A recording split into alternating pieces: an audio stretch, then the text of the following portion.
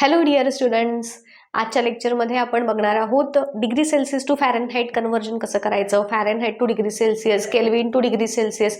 So हे जे conversion आहे, वेगवेगळे जे युनिट्स आपण शिकलोय ना हीटचे, टेम्परेचरचे, तर टेम्परेचर आपण डिग्री सेल्सिअस, केल्विन आणि फॅरेनहाइट ह्या 3 युनिट्समध्ये एक्सप्रेस करतो आणि हे युनिट्स एकमेकांच्या मध्ये आपल्याला इंटरचेंज करताना काय फॉर्म्युले वापरायचे आहेत आणि त्याची टेक्निक काय, तर हे पार्ट आपण आज डिस्कस करणार आहोत. बेसिकली थोडंसं गॅप परत का पडला तुम्हाला आज पण माझ्या आवाजातून कळत असेल. अजिबातच 2-3 दिवस मला बोलता येत नव्हतं ड्यू टू सिव्हिअर इन्फेक्शन. आज जसं मला थोडं फ्रेश वाटू लागलं तसं मी पटकन उठले आणि व्हिडिओ करायला घेतलेला आहे. यू कॅन सी माझा आवाज, डोळ्यातून अजूनही पाणी येतंय ते सर्दीमुळं वगैरे. सो होपफुली तुम्ही समजून घ्यालच. चला जास्त वेळ तुमचा घेत नाही, पहिला पार्टकडे आपण वळूयात. तुमच्या टेक्स्टबुकमध्ये जो एक टेबल दिलेला आहे त्यामध्ये तुम्हाला ज्या व्हॅल्यूज दिल्यात बघा, boiling point of water, freezing point वगैरे, ते जे आहेत ना व्हॅल्यूज, तर त्या तुम्हाला तोंडपाठ करायच्या आहेत. 1 मार्कसाठी स्पेसिफिकली वॉटरच्या ज्या 3 व्हॅल्यूज ज्या आहेत डिग्री सेल्सिअसमध्ये, केल्विनमध्ये आणि फॅरेनहाइटमध्ये, त्या 3 व्हॅल्यूज तरी तुम्हाला व्यवस्थित लक्षात ठेवायच्या आहेत फॉर 1 मार्क. पुस्तकात दिल्यात म्हटल्यानंतर त्या तुम्हाला 1 मार्कांसाठी बरेचदा विचारल्या जातात, 100% विचारल्या जातात. त्यामुळे तो पार्ट एक झाला. आणि इथे जे दिलेत बॉइलिंग पॉईंट ऑफ मर्क्युरी आणि फ्रीजिंग पॉईंट ऑफ मर्क्युरी तुम्हाला दिलाय डिग्री सेल्सिअसमध्ये, आणि त्याचे फॅरेनहाइट आणि केल्विन याच्यामधल्या व्हॅल्यूज तुम्हाला डिराईव्ह करायच्या आहेत. सो अगेन पुस्तकात विचारले त्यामुळे हा प्रश्न तुम्हाला येणार एक्झामला. तर कशा पद्धतीनं आपण हे सॉल्व करायचं आहे न्यूमरिकल. आता हे न्यूमरिकलच्या फॉर्ममध्ये दिलेलं नाही आहे म्हणून आपण given, find out, formula, solution ह्या पॅटर्नमध्ये ह्याला मांडणार नाही आहोत. टेबल दिलाय आपल्याला जस्ट आणि व्हॅल्यूज शोधायच्या आहेत, होय की नाही. त्यामुळे याच्यात आपण नेहमीच असं न्यूमरिकल सोडवताना जो आपण पॅटर्न वापरतो, given, find out, formula, solution, तो इथं नाही यूज करणार आहोत. आपण डायरेक्टली हे फॉर्म्युले आहेत ते यूज करणार आणि त्या फॉर्म्युलांच्या सहाय्याने फॅरेनहाइट आणि केल्विन ह्याच्यामधल्या बॉइलिंग पॉईंट ऑफ मर्क्युरी आणि फ्रीजिंग पॉईंट हे 2 डिसाईड करूयात. सगळ्यात पहिल्यांदा बघूयात फ्रीजिंग पॉईंट, बॉइलिंग पॉईंट कसा काढायचा. सो आपला जो फॉर्म्युला आहे त्याच्यामध्ये डिग्री सेल्सिअसमध्ये तुम्हाला दिलेली आहे व्हॅल्यू, आणि सपोज आपल्याला फॅरेनहाइटमध्ये ती व्हॅल्यू डिसाईड करायची असेल तर मग आपला फॉर्म्युला काय आहे, it is F-32 upon 9 is equal to C/5. आता या फॉर्म्युलामध्ये आपल्याला Fची व्हॅल्यू माहीत नाही आहे, -32 अपॉन 9 घेतलं, Cची व्हॅल्यू दिलेली आहे त्यांनी ते 356.7 अपॉन 5, राईट. आता याला आपल्याला सिम्प्लिफाय करत जायचं आहे. आपण क्रॉस मल्टिप्लिकेशन इथे करू शकतो किंवा ह्याला आपण सिम्पल फॉर्ममध्ये कन्वर्ट करू शकतो. दोनही पद्धतीनं आपल्याला हे सोडवता येईल. आता आपण काय करूयात, जसं क्रॉस मल्टिप्लिकेशन मला तर सोपं पडेल की मी हे काय करेन, F-32 इंटू 5 करेन आणि हे जे 9 आहे ते मी या बाजूला घेईन, म्हणजेच मला काय मिळालं बघा. किंवा असं करता येईल आपल्याला, हे 9 जे डिनॉमिनेटरला आहे ते आपण इकडे घेऊयात आणि ह्या बाजूला F-32 असं ठेवूयात, म्हणजे अजून जरा सोपं पडेल, कारण आपल्याला फक्त Fची व्हॅल्यू काढायची आहे, की नाही. सो मी काय करणार, आता नीट स्टेप्स ऑब्झर्व करा आणि प्रत्येक गोष्ट इथं मी का करत आहे ते पहिल्यांदा समजून घ्या. मला काय करायचं आहे, मला Fची व्हॅल्यू काढायची आहे. सो हा जो 9 डिनॉमिनेटरला आहे तो इक्वेशनच्या या साईडला गेल्यानंतर मी ठेवेन न्यूमरेटर साईडला, that is 356.7 into 9 upon 5. F मी -32 जो आहे तो बाजूला घेतला. आता 9 डिवायडेड बाय 5 असं आपण केलं तर ह्या दोघांचा भागाकार केल्यानंतर मला व्हॅल्यू मिळेल, हे आहे तसंच मी ठेवलं 0.7, आणि 9 डिवायडेड बाय 5ची व्हॅल्यू मला मिळाली 1.8. ते एकदम सिम्पल ठरेल, सोपं ठरेल हे कॅल्क्युलेशन करायला. आता मी इकडच्याच बाजूला घेते, थोडं तिकडं जाण्याच्या ऐवजी. F-32 आहे तसं राहिलं आपलं. आता ह्या दोघांचं मल्टिप्लिकेशन, हे जे पॉईंट आहेत की नाही हे पॉईंट बाजूला ठेवायचे आणि नुसतंच 356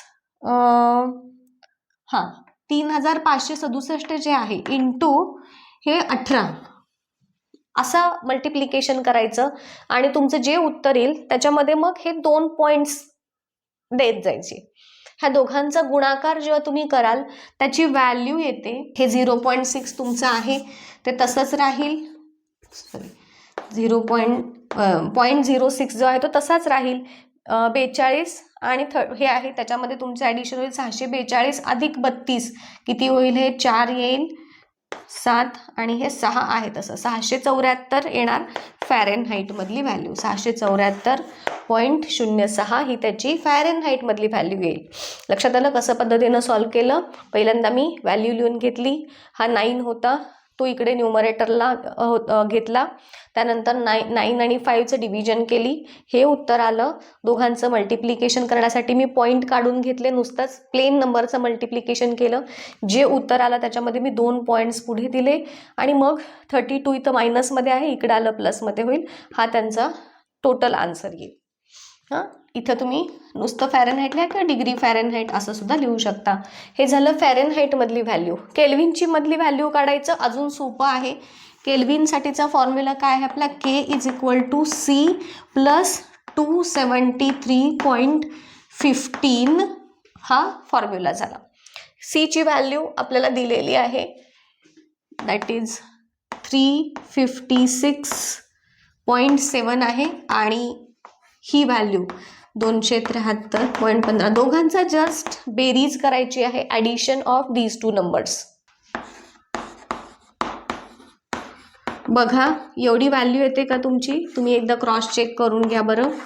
ह्या दोघांचा बेरीज ॲडिशन जी आहे ती एवढी येते केल्विनमध्ये व्हॅल्यू. सो ही झाली बॉइलिंग पॉईंट ऑफ मर्क्युरीची फॅरेनहाईटमधली व्हॅल्यू आणि केल्विनमधली व्हॅल्यू.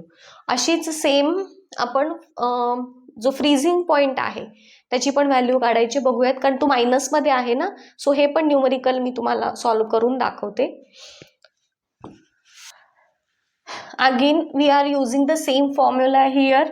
आपल्याला इथं डिग्री सेल्सिअसमध्ये दिलंय, पुन्हा फॅरेनहाईट आणि केल्विनमध्ये काढायची आहे, होय की नाही. सो मी इथं काय करेन बघा, पहिल्यांदा परत हा फॉर्म्युला लिहिलेला आहे, ह्या फॉर्म्युल्यामध्ये सीच्या जागी ही व्हॅल्यू घालेन, F - 32/9 ही आहे तशी घेतली, = -38.8/5.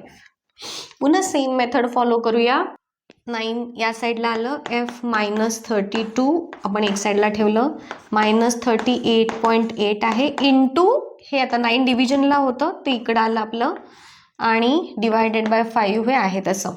आता याच्यामध्ये मल्टिप्लिकेशन केलं, ह्या दोघांचं आपण मल्टिप्लिकेशन केलं, 84 ह्या दोघांचं मल्टिप्लिकेशनची व्हॅल्यू आली. हां, हे काय केलं आपण, हे मगाशी केलं होतं तसं 5नं 9ला केल्यानंतर 1.8 जे आलं होतं आपलं, तर ते पहिल्यांदा घेतलं. ती स्टेप पण मी इथं लिहिते फार तर, म्हणजे तुमचं कन्फ्युजन नको व्हायला. 8 आहे इंटू 1.8 केलं आणि मग त्यांचं जे डिव्हिजन आहे आणि मग परत F = काय येणार, आता ही तुमची जी व्हॅल्यू आहे ती मायनसमध्ये आली आहे, हां हे लक्षात ठेवा. Therefore F = -69.84 + 32. म्हणजेच किती आली F ची व्हॅल्यू, पुन्हा 0.84 आपण तसाच ठेवला, 69 - 32 केलं, -37.84 डिग्री फॅरेनहाईट ही फॅरेनहाईटमधली व्हॅल्यू आली. आणि केल्विनमधली व्हॅल्यू परत सेम फॉर्म्युला यूज करूयात, K = C + 273.15. C ची व्हॅल्यू दिलेली आहे -38.8 + 273.15. मग दोघांचा म्हणजे थोडक्यात याच्यामधून ही व्हॅल्यू मायनस करायची आहे.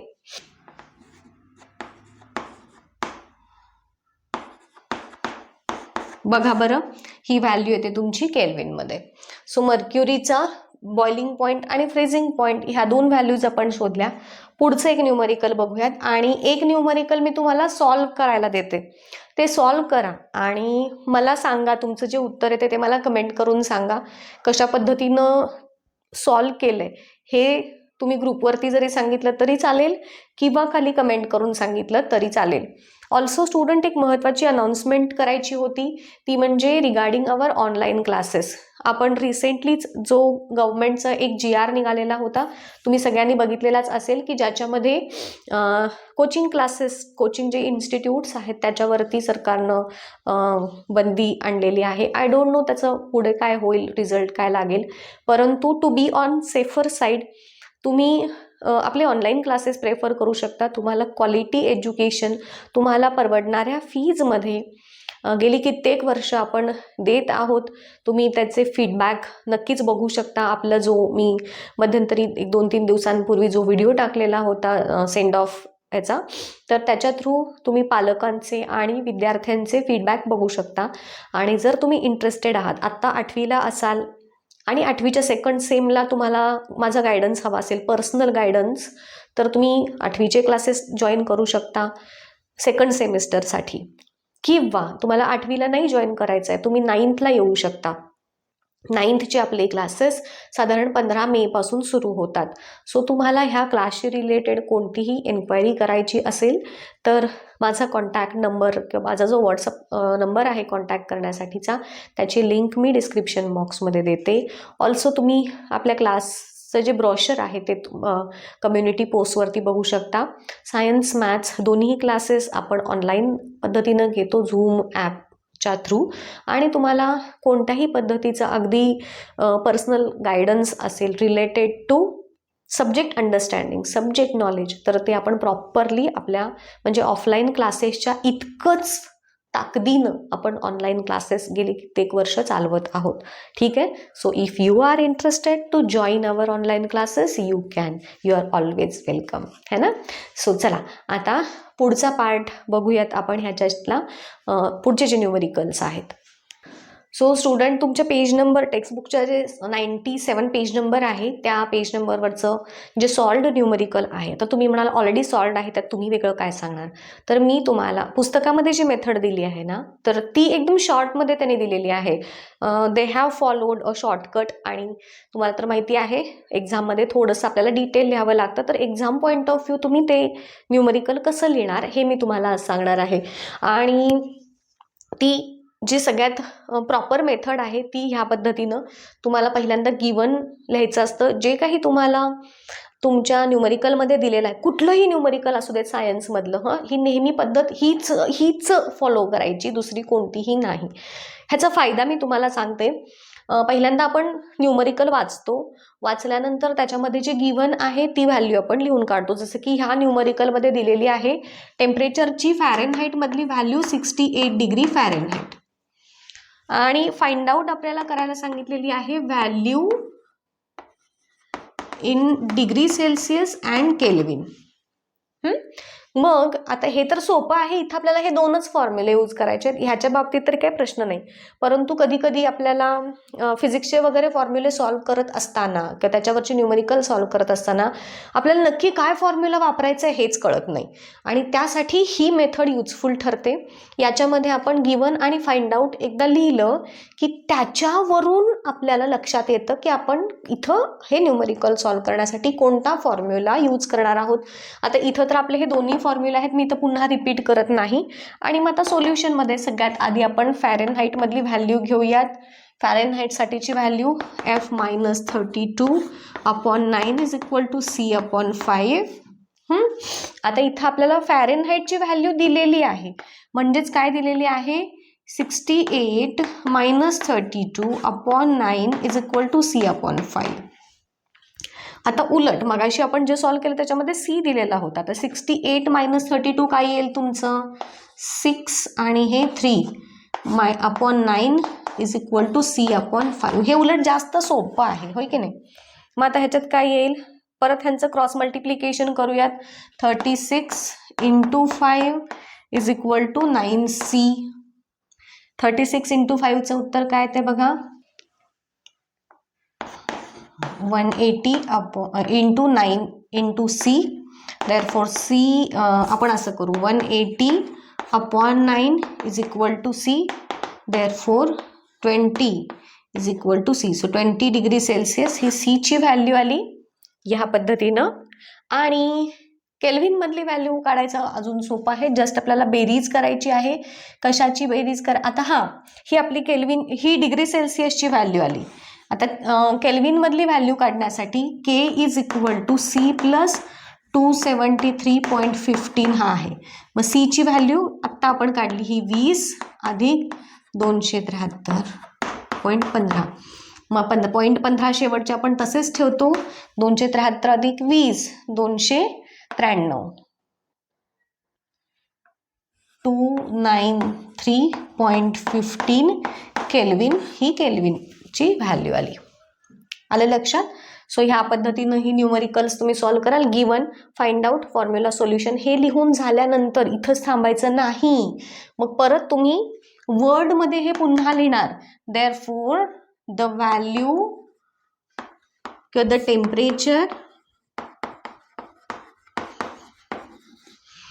in degree Celsius is 20 degree Celsius and in Kelvin is degree Kelvin is 293.15 kelvin. असं पूर्ण शेवट उत्तर तुमचं ह्या पद्धतीनं लिहायचं, त्याला चौकट करायची आणि मगच तुमचं न्यूमरिकल हे प्रॉपर वेनं सॉल्व झालं असं म्हणता येईल. Given, find out, formula, solution लिहिलं. ह्या पद्धतीनं स्टेप वाईज स्टेप्सना मार्क्स असतात. टेक्स्टबुकमध्ये तुमच्या बऱ्याच ठिकाणी डायरेक्ट आन्सर्स दिलेले आहेत ना, मग ते आन्सर कसं आलं हे पण दाखवणं गरजेचं असतं. म्हणून ह्या स्टेप्स लिहायच्या आणि नंतर मग फायनल तुमचा आन्सर ह्या पद्धतीनं लिहायचं आणि मगच पुढच्या क्वेश्चनला सॉल्व करायला घ्यायचं. आलं लक्षात? सो तुम्हाला आता मी एक प्रॅक्टिससाठी प्रश्न देते बघा, लिहून घ्या आणि हा प्रश्न सॉल्व करा. सो हा आहे तुमचा प्रश्न. हा प्रश्न सॉल्व करायचा ह्याच सेम पद्धतीनं, given, find out, formula, solution याच पद्धतीनं. आणि मला आता तुम्हाला तर हे तुम्ही मला डायरेक्ट पाठवू शकत नाही, पण येस तुमची उत्तरं जी येतील ती मात्र मला नक्की कमेंट करून कळवा. मी तुमच्या उत्तरांची वाट बघत आहे. ठीक आहे? सो इथंच थांबूयात. ह्याच्या पुढच्या व्हिडिओमध्ये ह्याचा नेक्स्ट पार्ट आपण बघणार आहोत. Till then goodbye, thank you and all the best.